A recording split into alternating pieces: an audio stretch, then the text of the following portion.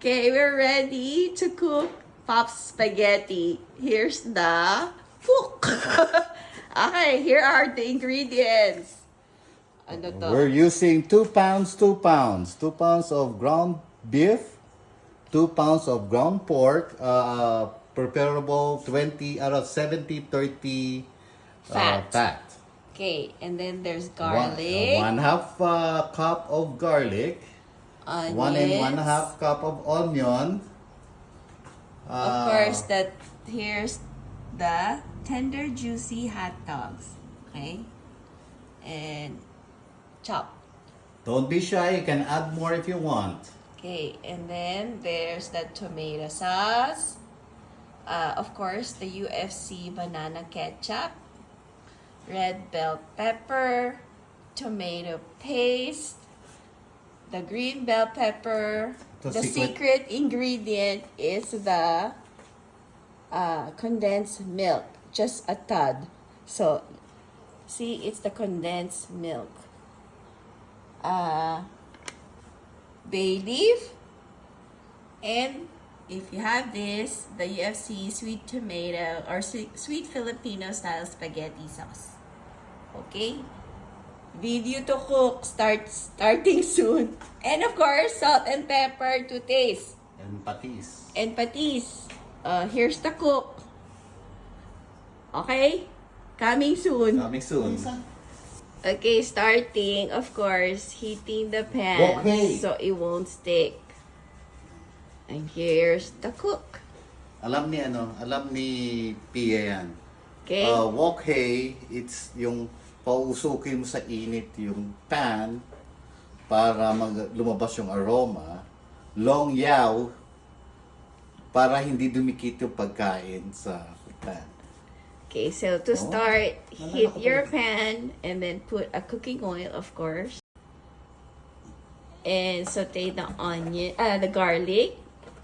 Saute with then the onion and the meat, the ground beef and the ground pork.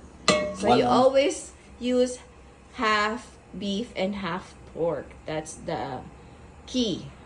So it's either if you want a small just Portion. a portion, just do half and half, or do Or 1 pound, 1 or pound. half a pound. But an equal portion of beef and pork. Okay? Di chocolate pa ako dyan. So, to start the cooking, of course, if it's like a la Paps, we have to start with a Diet Coke, caffeine-free, and cheapy while cooking.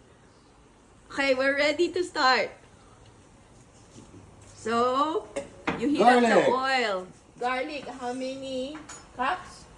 Half a cup. Half a cup of garlic.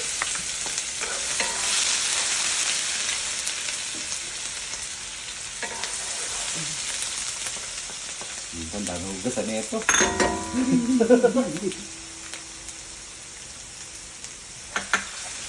Wait till golden brown.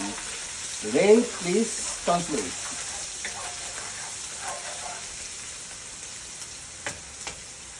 Ay, ang luto man ni Pops, walang mali. Spaghetti, hindi ka nagkakamali. Ano lang yan? Pag Maski mabilis Pops ka. Maski Pops, si Pops. So, kaya wala kaming recipe. So, ang style lang namin is pachamba-chamba, patikim-tikim. Kala nyo lang bawat luto ni Pops, pare-pareho. Technically, hindi. Nabobola lang kayo. Coke and GP while cooking. Diba? May kasama ng bakon si Austin. Next. Okay, medyo Okay ba brown na yan. Konting brown, huwag masyadong dark, papait. Red onions, pwedeng white, pwedeng yellow. Mas mura ang yellow sa white. Or the sweet onion. Pwede. Pero, inumpisahan ko lang to sa red kasi sa Pilipinas, wala naman tayong red noon, white noon. Ang panahon natin, puro red onions. So, i-red. Habang tumatagal ng red, tumatamis. Pag sinusutay nyo ng matagal, nagka-caramelize, tumatamis ang red onion. Okay. So, red In onion. English, you can patay tayo use dyan. you can use whatever onions you have. White, what's the yellow, and the red. onion, which is the original. Which is the original, since Tito Joseph said we don't have that much white and yellow in Manila. So make sure you saute it really good, Caramelize. caramelize it, so it'll make it sweet. Okay, before you put the meat. Again, we use half and half, so it's ground pork and ground beef. Either you use a half ground pork or ground beef, or if you want a lot, then make it like a pound or two of each. Just But make sure if it's you have a equal choice, portion. only one choice, you can all just use pork. Ground pork. But it's better if you use half and half. So, Dito na namin natutunan ni Pops yun. Ang pagluto ng half and half. Normally, sa Pilipinas, pork lang kasi yun ang pinakamura kaysa sa beef. So, lahat ng style ng luto ni Pops, kung saan ang mura. Okay? Kaya nasanay kayo roon. see, take your time, don't rush, make sure Spaghetti takes time. If you don't have time, don't don't cook. Kasi like yung tomato sauce, normally wala naman tayong spaghetti sauce na binibiling templado na. So, tomato sauce ang nilalagay natin. Ang tomato sauce, maasim yan. So, it takes a while na isisimmer mo siya para mawala yung asim ng tomato sauce para maging tumamis siya. Yeah, so in case you can't find any sweet Tomato Filipino sauce style lang. spaghetti sauce, you can use all tomato sauce. Just make sure you have the So, banana ketchup. So, Okay, we're back. okay, that's what you want. Wala na yung tubig, hindi na natutubig. About to, oil na siya, natitirang oil na lang. Pag narinig nyo ng parang napiprito, that's the time. So it's ready. Make sure there's no more Siguro mga water. 10 minutes inabot. Yeah, it took about 10 minutes to make sure that the water is all gone from the meat. So Okay, now at you the put point, salt. 1 teaspoon ng salt. 1 tablespoon ng salt. 1 and 1 half. Then, 1 teaspoon ng pepper. Pwedeng black, pwedeng...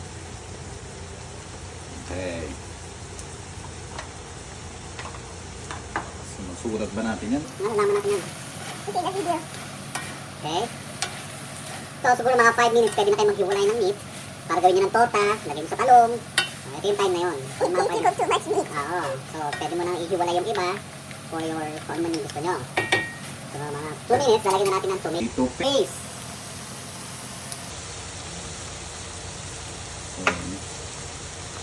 Bakit may tomato paste? Kasi less yung asim, mas makulay pa sa meat. So, mga... Ano yan? Kalahating lata ng maliit na lata ng tomato paste. so it's a tomato paste. You add tomato paste. Why? A So, small can. para mapula na yung meat natin. Kasi ang target natin, mapula. Spaghetti natin mapula eh.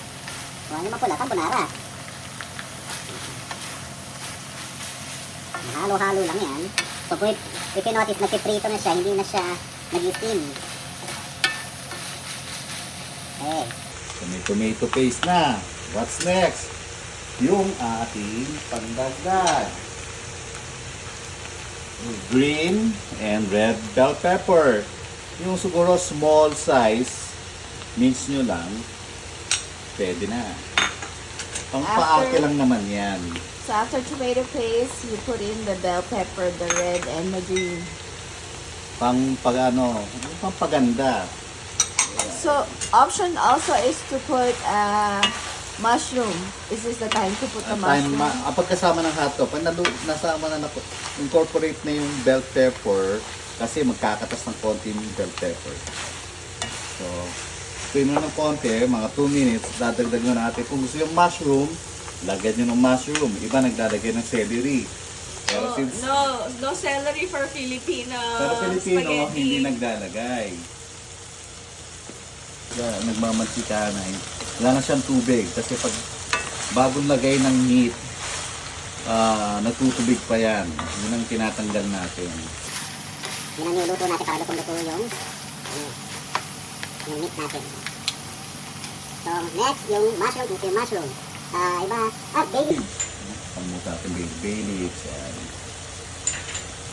Para maging earthy yung lasa. Yan, time na yung bay leaf. Okay. Hey, time for the mga sauce. Yung But- meat natin, lutong-luto na siya. Mapula na kasi sa tomato paste, nagmamantika na nga. So, ibig sabihin time na lagyan ng sauce natin. Okay? So, 1 big can ng tomato sauce. Baka naman. Sorry. Pag walang, anong tawag doon? Yung spaghetti sweet Filipino, 2 gento ilalagay nyo. Okay? Tapos, 2 malaking ketchup.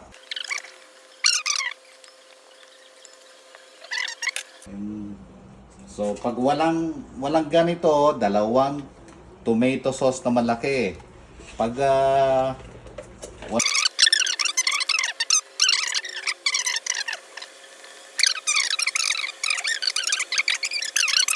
nilagyan ko ng tubig, almost half, para masimot lang yung tomato ketchup natin. The Filipino way. Ibig sabihin, magtipid. Kasi lahat ng luto nga, paano magtipid?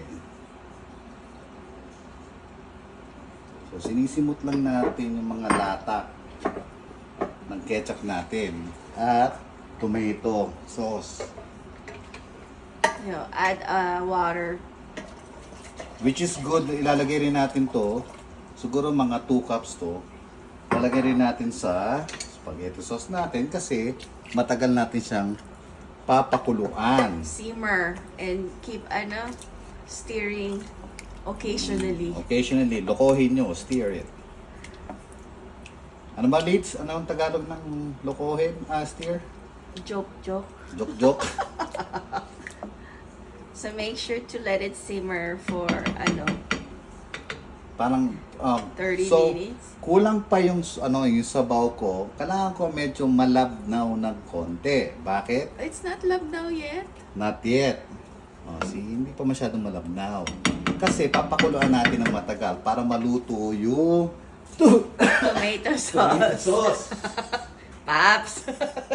Nasa mid si Tito Joseph. So you can add more Yung water, hot water actually. para lang mas madali kumulo. Pwede namang top water. Malinis. Yan. Pansin nyo, madali ko nang iikot yung meat kasi masabaw na siya. Okay. So it's okay to be Medium heat. Okay. Pwede na.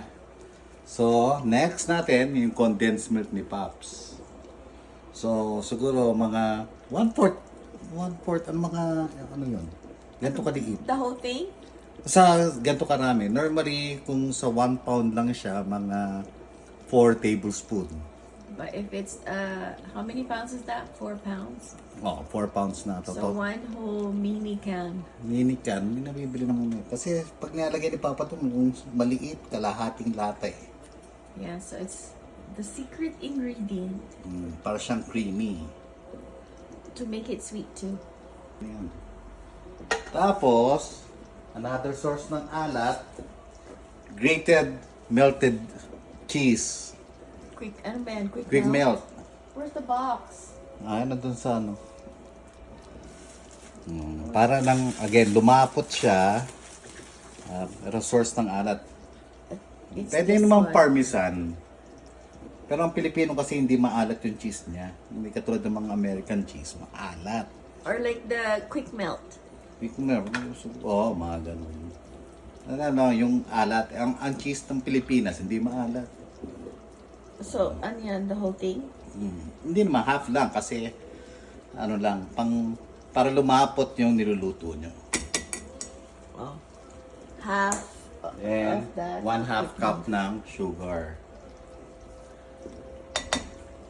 Actually, wala lang kasi akong sukal.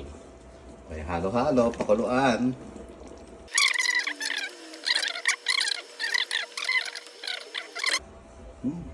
Let it simmer. Another score of 5-10 minutes, done na yan. Should be it. Adjust to taste. Adjust na lang. Ang adjustment nyo lang naman dyan will be patis kung kulang sa alat, which normally konti lang yung alat. Or sugar na lang talaga. So, pakuluan nyo na pakuluan. Huwag kayo magmamadali sa pagpapakulo. Okay. Low fire, medium to low. For maybe another 15. 15 minutes. And Then you'll be taste ready. it. Pag kulang ka ng konti, dapat wag matamis yung sauce. Kasi ang tamis pag sinama mo na yung noodles. Sa sauce na ginagawa ni Pops, may alat na tamis ng konti. Konti lang.